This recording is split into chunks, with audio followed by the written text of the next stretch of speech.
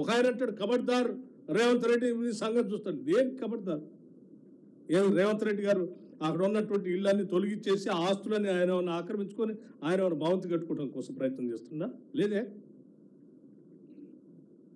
ఈ సమాజానికి అందించడం కోసమే ప్రయత్నం చేస్తాం ఈ ప్రభుత్వం. అంతిమంగా నేను మీకు కానీ వాళ్ళకి కానీ అందరికి ఒకటే విజ్ఞప్తి చేస్తా ఉన్నాను. ఈ వనరుల్ని ప్రొటెక్ట్ చేసుకోవాలి, ప్రజల్ని సంరక్షించుకోవాలి. వాళ్ళ ఆస్తులు ఎవరు నష్టపోతా ఉంటే వాళ్ళకి కావాల్సినటువంటి వ్యవస్థని సృష్టించి వాళ్ళకు కూడా ఇవ్వాలి. వాళ్ళు కూడా తృప్తిగా ఆ కుటుంబాలు కానీ పిల్లలు కానీ వాళ్ళందరూ కూడా ప్రశాంతంగా భవిష్యత్ తరాలు మాకు తెలుసు ఇల్లు కట్టుకోవటం అనేది ఎంత విలువైందో. తరతరాలుగా ఇల్లు లేనటువంటి కుటుంబాలు చాలా ఉన్నాయి. ఒక తరంకి వచ్చేవరకు ఇల్లు కట్టుకుంటే ఆ ఇల్లు పోతా ఉంటే ఎంత బాధ ఉంటుందో తెలుసు. అంతకంటే మెరుగైన ఇల్లు ఇద్దామని చెప్తున్నాం మనం. దానికోసం రాష్ట్ర ప్రభుత్వం ఎంత డబ్బులు ఖర్చు పెట్టడానికైనా సిద్ధంగా ఉందనేది చాలా స్పష్టంగా చెప్పడం కోసమే ఈ పత్రికా సమావేశం ఈరోజు ఏర్పాటు చేసి ఇక్కడ ప్రపంచంలో జరుగుతున్నాయని మీకు చూపించి చెరువుల సంగతి ఏంటో చూసి మీ అందరికీ ప్రజలకు వదిలిపెడదామని కూడా చెప్తున్నాం. Finally will have a debate. మేము బార్ల తలుపులు తెరిచి ఉంచాం. ఎవరు ఏ సూచనలు చెప్పినా సలహాలు చెప్పినా అవి ప్రజలకు మేలు చేసేటట్టుగా ఉంటే అది ఎంత ఖర్చు అయినా ఖర్చు పెట్టి పని చేయడానికి సిద్ధంగా ఉన్నాం, ఖర్చు పెట్టడానికి కూడా సిద్ధంగా ఉన్నాం. This is what we wanted to make it very clear. లేదు ప్రజలకి ఏం మేలు జరగొద్దు, నగరం బాగుపడొద్దు, మేము ఒక్కళ్ళే రాజకీయంగా లబ్ధి పొందాలి కాబట్టి వాళ్ళకి ఏం జరగకుండా ఉండాలి, మేము మాట్లాడుతూ ఉండాలి, ప్రభుత్వం మీద బురద చల్లుతూ ముందుకు పోవాలి. ఇదే అజెండాగా ఉంటే ఇది మీకు బాధ్యతగా లేనటువంటి ప్రతిపక్షంగా భావించాల్సి వస్తుంది. అట్లా చేయబాకండి దయచేసి. ఈ రాష్ట్రం మనది, నగరం మనది, మనందరిది. దీన్ని బాగు చేసుకుందాం, ముందుకు పోదాం అని చెప్పి నేను మీ అందరికీ సవినయంగా మనవి చేస్తూ, ఎక్కడైనా ఏదైనా పరిపాలనలో కింది స్థాయిలో చిన్న చిన్న పొరపాట్లు ఏమైనా జరిగితే సరిదిద్దడానికి వాటిని రెక్టిఫై చేయడానికి అడ్మినిస్ట్రేషన్ మెకానిజం సిద్ధంగా ఉంది. We are there to guide them. But డెఫినెట్గా లేక్స్ని ప్రొటెక్ట్ చేస్తాం.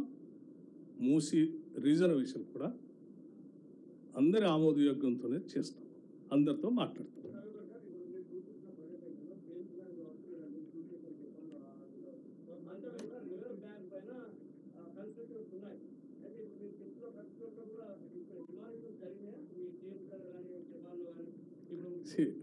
డిమాలిషన్స్ అంతా జరిగినాయి sir. Over a period of ఎవల్యూషన్లో నగరాలు ఈ రకంగా అభివృద్ధి చెందేటప్పుడు ఇనిషియల్ డేస్ డెఫినెట్గా ఆయా ప్రాంతాల్లో స్థానికంగా ఉన్నటువంటి వాళ్ళు ఇల్లు వేసుకొని ఉండటం, సాధ్యమైనంత వరకు చిన్న చిన్న కుటీరాలతో ఉండటం, అలా పోతున్న క్రమంలో నగరాభివృద్ధి జరిగేటప్పుడు ఆ చేసుకునే క్రమంలోనే వీటన్నిటిని డెవలప్ చేసుకుంటూ పోయారు. అంటే రివర్ బ్యాంక్ పైన ఇల్లు కనిపిస్తున్నాయి, హైరైజ్ బిల్డింగ్స్ కూడా ఉన్నాయి బ్యాంక్ పైన. ఎస్, బట్ రెవెన్యూ రీజనరేట్ చేసుకున్నారు, అది చోట్ల ముందు మీరు ఫ్రెష్ వాటర్ రీజనరేట్ చేసుకొని నగరం మధ్య నుంచి నీళ్లు పారేటువంటి వ్యవస్థను ఏర్పాటు చేసుకున్నారు. అది ఏర్పాటు చేసుకోవాలంటే ముందు ఆక్రమణలన్నీ నీట్గా తొలగించుకొని చుట్టూ అటు ఇటు అన్ని రిటైనింగ్ వాల్స్ కట్టుకొని ఫ్లడ్ వస్తే కూడా నీ మీద రాకుండా ఉండేటటువంటి వ్యవస్థలు ఏర్పాటు చేసుకొని ముందు పోయింది నగరం. అలా ముందు పోయింది కాబట్టి ప్రపంచవ్యాప్తంగా ఆ నగరాలను ఆకర్షిస్తుంది. సో ఇక్కడ ఎవరైనా అటువంటి వాళ్ళు ఉంటే వాళ్ళని అప్పనంగా వెళ్ళిపోండి, మీకేం సంబంధంలో మేము ఇయ్యము, అది మీ ఇల్లు కాదు, అది మీకు డబ్బులు ఇచ్చేదే లేదు, మీకు ఇల్లు వేయం అని ఎవరు చెప్పరు కదా. మానవత్వం ఉన్నటువంటి వాళ్ళు ఎవరు చేయరు అట్లా. మేము డెఫినెట్గా వాళ్ళ గురించి సార్. ఇప్పుడు 2014 నుంచి మాత్రమే ఎంక్రోచ్మెంట్స్ జరుగుతున్నాయనే ఒక sense present. No, I'm sorry. అయితే every no, you are no, I'm sorry, you have to listen to me. 2014 వరకు నగరంలో కానీ రాష్ట్రంలో కానీ చాలా సందర్భాల్లో కొంత మనం అనుకున్న స్థాయిలో మనకు అభివృద్ధి జరగలేదు. ఈ రాష్ట్రం, ఈ వ్యవస్థ, సంస్థలు అన్నీ మన చేతుల్లోకి వస్తే ఇంకా బాగా చేసుకోవచ్చు, మనమే ప్రొటెక్ట్ చేసుకోవచ్చు అని కదా అంతా మనం అందరం కోరి కొట్లాడి తెచ్చుకుందాం. ఒక నిమిషం. సో వచ్చిన దగ్గర నుంచైనా మన దాన్ని మనం నిర్మించుకో, మనమే కదా పాలించుకునేది. అంతకుముందు కూడా ఆక్రమణకు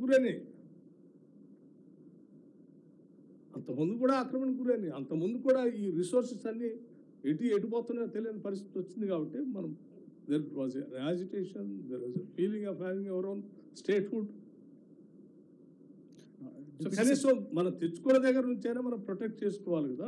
డిప్యూటీ సీఎం గారు, మీరు 2014 అంటే తెలంగాణ రాష్ట్రం వచ్చిన తర్వాత, ఏర్పడిన తర్వాత ఇన్ని చెరువులు ఇలా జరిగినాయి అన్నారు. అంటే అప్పటి పాలకులు కానీ అప్పటి గవర్నమెంట్ కానీ సరైన దృష్టి పెట్టకపోవడమా అనేది మీరు ఆలోచిస్తారు. ఒకటి. రెండో క్వశ్చన్ ఏంటంటే, మీరు బార్లో తెరుచుకున్నాం, ఎవరి ఒపీనియన్ తీసుకుంటాం రండి అని పిలుస్తున్నారు. అంటే అసెంబ్లీకి స్పెషల్ సెషన్ పెడతారా, లేకపోతే మీరు ప్రజాభవన్ పిలుస్తారా, లేకపోతే ఇంకేదైనా సచివాలయం పిలిచి ఆల్ పార్టీ నేను meeting? In fact I'm going to write an open letter also, or if it is necessary I will write to them personally also.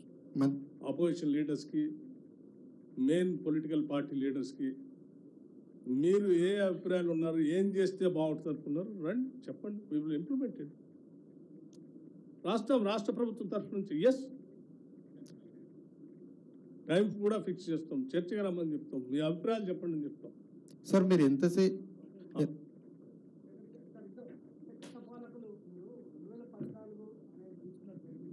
అప్పటి ప్రభుత్వం ఆక్రమణ విషయంలో పట్టించుకోలేదని నేను మీకు స్పష్టంగా చూపించాను ఏం జరిగిందనేది.